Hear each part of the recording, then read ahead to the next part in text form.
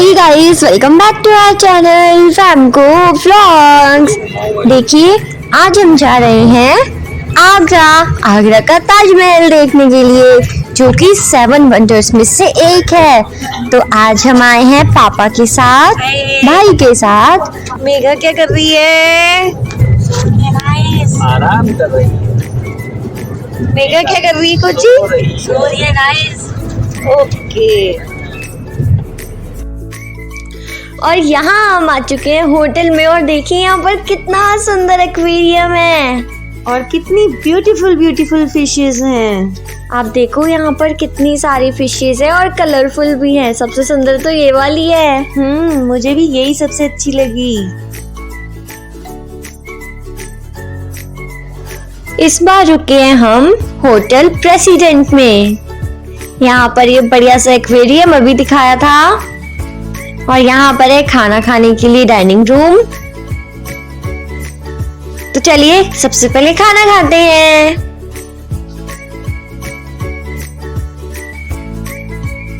और ये है हमारा कितना टेस्टी यमी खाना। ढोकला, मैक्रोनी, अचार, आलू गोभी की सब्जी, पूरी। खाना खाने के बाद मिलते हैं। कोची, खाना कैसा लगा? मेघा, अच्छा लगा? तो इस खाने को बनाने का क्रेडिट किसको जाता है? मम्मी को और दीदी को।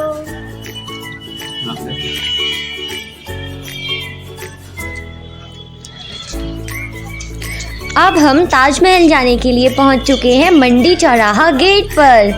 आप लोग देख सकते हो, हमारा होटल भी यहाँ पर ही है, और ये है ताजमहल में अंदर जाने का पूर्वी दरवाजा। तो अब हम यहाँ से ताजमहल में एंट्री लेंगे। हेलो कोची।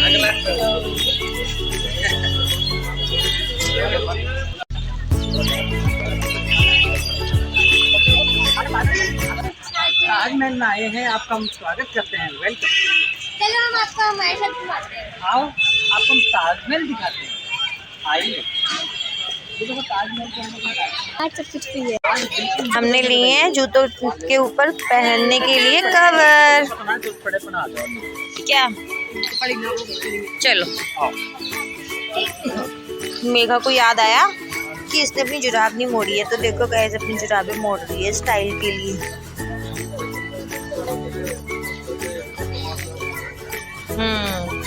तो चलो, अब मेघा हुई है रेडी। चलो अब हम चलते हैं।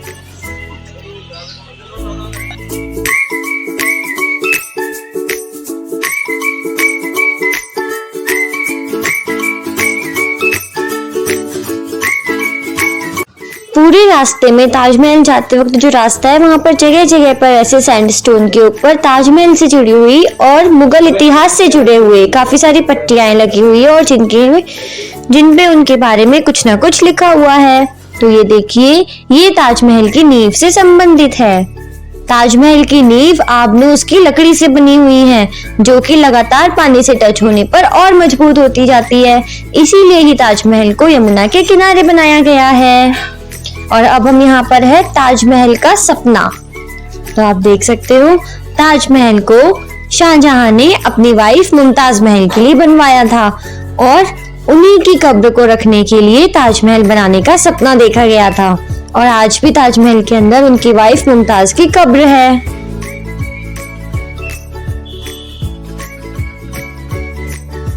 यहाँ से राइट साइड पर है ताजमहल और लेफ्ट साइड पर है लॉकर रूम, जहाँ पर हम हमारा सारा सामान यानी कि बैग और पर्स, जो भी हमारे पास सामान है, उन्हें वहाँ पर लॉकर रूम में रख सकते हैं, क्योंकि ताजमहल के अंदर ये सारा सामान ले जाना वर्जित है। इसलिए हमने हमारे बैग और पर्स लॉकर रूम में रख दिए हैं। और अब हम चलते हैं ताजमहल देखने। वैसे आप अपने पर्स ले जा सकते हो, लेकिन आपके पर्स में कुछ भी खाने पीने से संबंधित चीज़ नहीं होनी चाहिए, और टॉफ़ी, च्युइंग गम, ऐसी चीजें भी ताजमहल के अंदर नहीं ले जा सकते हैं।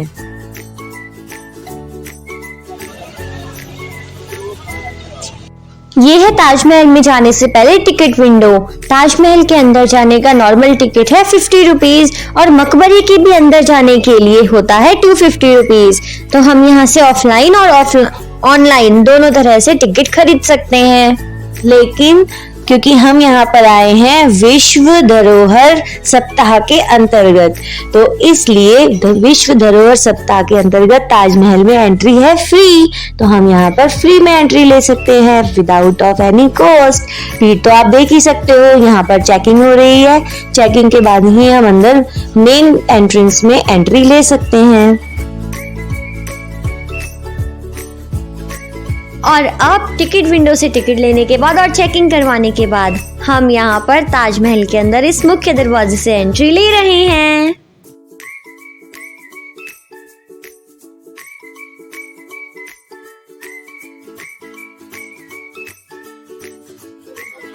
वर्ल्ड हेरिटेज वीक की वजह से आज यहाँ पर बहुत भीड़ है और आप लोग देख सकते हो बहुत ही बड़ी संख्या में लोग आज यहाँ पर घूमने आए हैं। तो अब हम भी जल्दी से ताजमहल दिखाते हैं आपको और मजे करते हैं। अब हमने यहाँ पर मुख्य दरवाजे से एंट्री ले ली है और अब हम ताजमहल के अंदर जाने वाले लास्ट और मेन दरवाजे के अंदर जाने वाले हैं।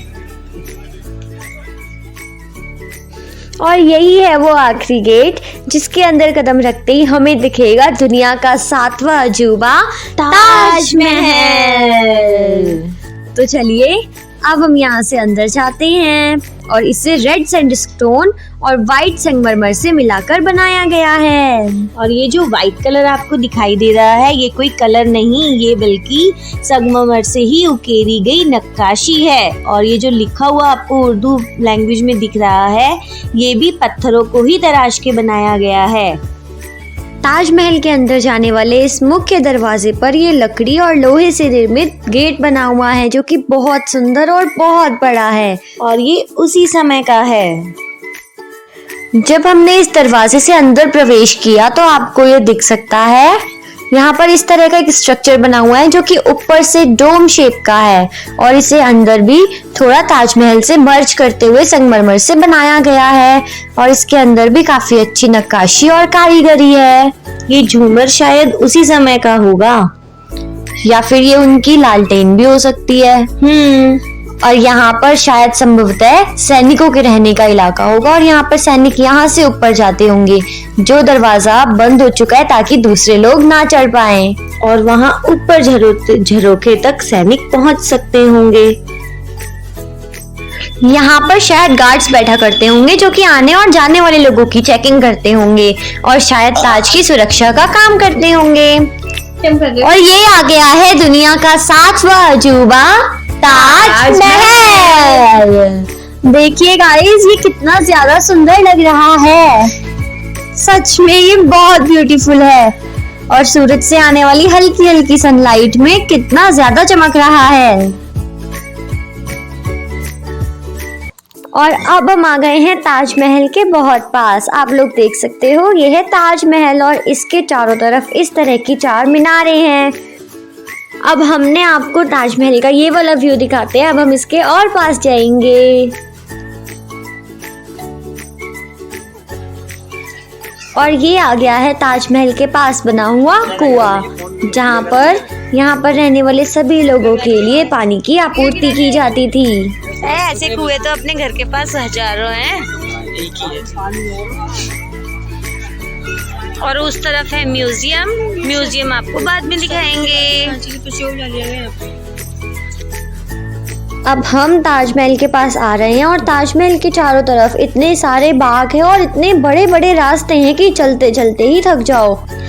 और ये है ताजमहल, प्यार का एक बहुत ही अच्छा नमूना हम इसे बोल सकते हैं। ताजमहल के दूसरी ही दिशा में हमें यहाँ पर रेड सैंडस्टोन से बनी हुई ये मस्जिद नजर आती है। और अगर आप कभी यहाँ पर विजिट करने के बारे में सोच रहे हो तो आपको ये इन्फॉर्मेशन होनी चाहिए कि शुक्रवार को ताजमहल बंद होता है।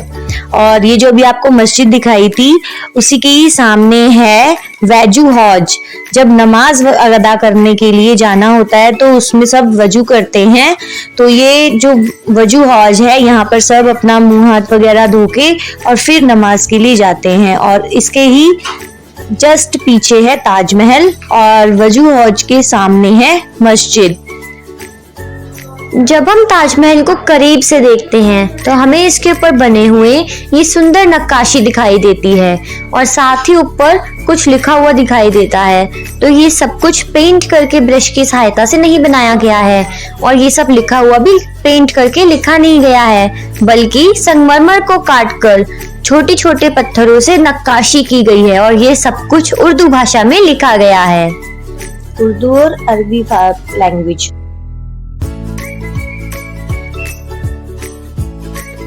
और ताजमहल के बिल्कुल पास में बनी हुई इसकी मीनार देखिए, जो दूर से तो छोटी लगती है लेकिन असलियत में कितनी बड़ी है। और इसके ऊपर भी इसी प्रकार पत्थरों को काट काट कर नक्काशी की गई है और इसे इतना सुंदर बनाया गया है। आप देखिए, ये बिल्कुल किसी छोटे कुतुब मीनार की तरह बनाई गई है और इसके ऊपर एक डोमनुमा छतरी भी लगाई गई है। इसी प्रकार इस ताजमहल पर इस तरह की टोटल 4 मीनारें हैं और इस ताजमहल के ऊपर कलश भी लगाया गया है और ये कलश संभवतः इस ताजमहल के पुराने समय में शिव मंदिर होने का प्रतीक भी हो सकता है, जिसे बाद में शाहजहां ने छेड़छाड़ करके मुमताज की कब्र बनाने की कोशिश की और वो इतना ज्यादा ओवर कॉन्फिडेंस था कि मुगल सल्तनत आगे भी चलती रहेगी और उसका बुरा हाल नहीं होगा कि उन्होंने मंदिर के अवशेषों को भी ताजमहल के पीछे ऐसे ही फिकवा दिया था, जो अब भी यहाँ पर है और हम आपको वो दिखाने की कोशिश करेंगे। और इस ताजमहल के नीचे ही 22 कमरे हैं जिन्हें गवर्नमेंट ने अब बंद कर दिया है। हम आपको उन कमरों के दरवाजे भी जरूर दिखाएंगे जो कि अंडरग्राउंड है। और ताजमहल के पास ही बनी ये है जामा मस्जिद। इस जामा मस्जिद में एक साथ लगभग 10,000 लोग नमाज पढ़ सकते हैं। कहा जाता है कि जामा मस्जिद को शाहजहां ने अपनी बेटी जहांआरा के लिए बनवाया था। इस मस्जिद का निर्माण लाल बलुआ पत्थर से हुआ है, जिसे संगमरमर के पत्थर के द्वारा नक्काशित किया गया है। तो तुम लोग क्या देख रहे हो? यमुना नदी। हाँ, पानी बहुत है इसमें, काफी अच्छा पानी है। बोटिंग भी हो रही है लेकिन अभी चालू नहीं है। बहुत लोग हैं यहाँ पर।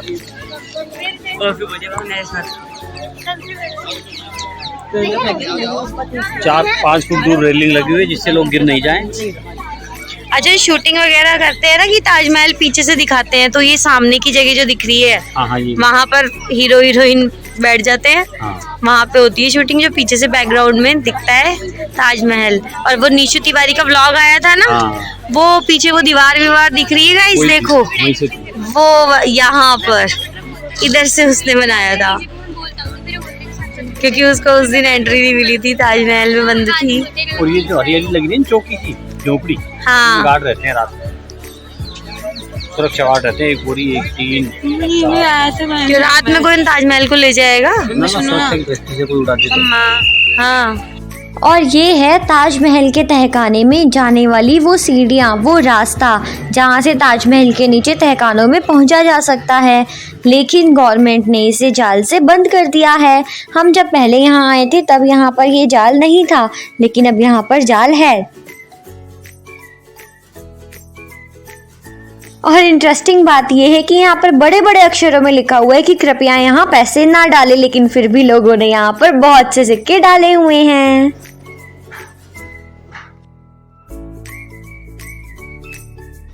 अब हम आपको बताते हैं ताजमहल से जुड़ी हुई एक सच्ची और बहुत ही इंटरेस्टिंग घटना, जो आपको पहले कभी किसी ने नहीं बताई होगी।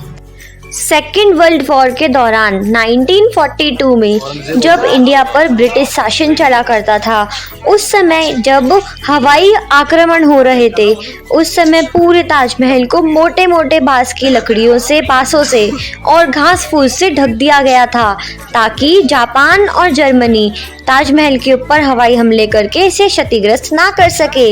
हम आपको अभी उसकी फोटो भी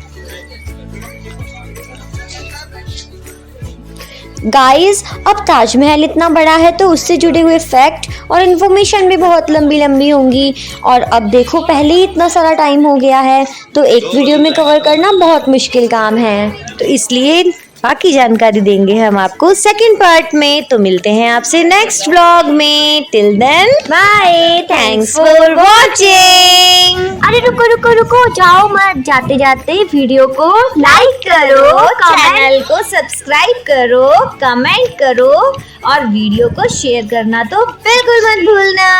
तो अब मिलते हैं नेक्स्ट वीडियो में। Till then bye, thanks for watching.